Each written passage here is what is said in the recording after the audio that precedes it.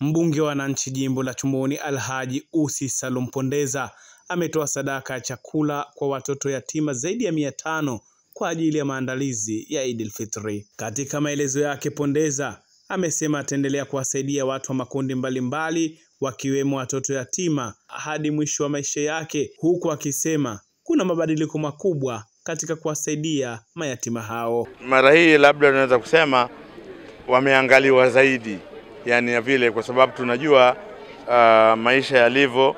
Ukiangalia miaka yote, maana kila siku zikienda sio kama maisha yanakuwa yanachuka, maisha yanapanda. Kwa hivyo kama yanapanda, basi na wao tumeona tuwaangalie zaidi. Kwa hivyo tumewaangalia vizuri kiasi ambacho kila mmoja wao naamini ana uwezo wa kupata kitu chochote, lakini na wote tumeweka waweze kula chakula kimoja kwa siku hiyo. Kwa hivyo wote watapata mchele na vitu vyake ambavyo vitakuwa vinafuata. Kwa hiyo tumesema wote wapewe basmati ya aina moja, ili wote wale basmati, kwa hakuna ambaye atakula wambea sijui mapembe wala nini. Kama ambao tutakao kula sisi, basi na wao ndio ambao watakaopewa. Kwa hivyo mara hii imezidi zaidi, huo ndio tofauti. Lakini vile vile kuna wengine kama mlikuwa mnaona hapa, pamoja kuwa hawamo kwenye ile listi, lakini wapo wamekuja. Nimeambiwa kuna watu wanafika 20, 25, I don't know wangapi. Nao ni yatima kweli. Sio kama sio yatima. Hata yule aliyokuwa ananifuata hapa kweli ana mtoto yatima. Lakini utaratibu uliokuwepo ndani ya taasisi hii ya Pondeza Foundation, hata kama ukiwa na mtoto yatima, lazima kwanza registration ifanyike. Awepo kwenye taasisi, lakini awepo na kwenye shehia ambayo anatoka. Ndio maana hawa wote waliokuweko hapa 560, lakini na masheha wa shehia zote 6 wapo. Kinachofanyika sasa, sheha ndio anakuwa anathibitisha, kwa sababu yule mtu alikuwa anakaa mtaani, na baada ya kufa sheha si ndio ambaye analetewa kile cheti cha kifo.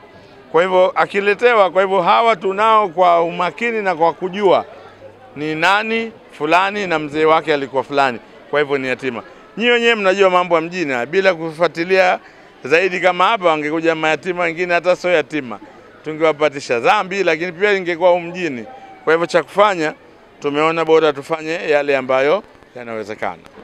Nao baadhi ya walezi wa watoto yatima hao wamesema ni jambo la kupendeza kuona mbunge huyo anawasaidia watu wa makundi mbalimbali. Mwanajuma Ramadhani Abedi kutoka shehia ya Chumbuni.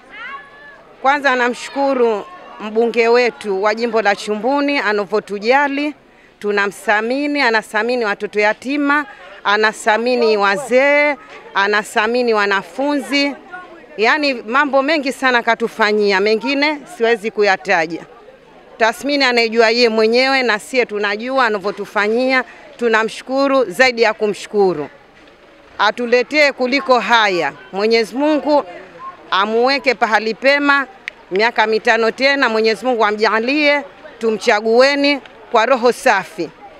Watoto wanafarijika kwa sababu kila anachotupa kesho kutwa wanapikiwa, wanafarijika. Nalo watoto wengine wenye kujielewa tunaambia hii sadaka kutoka kwa mbunge jimbo la Chumbuni.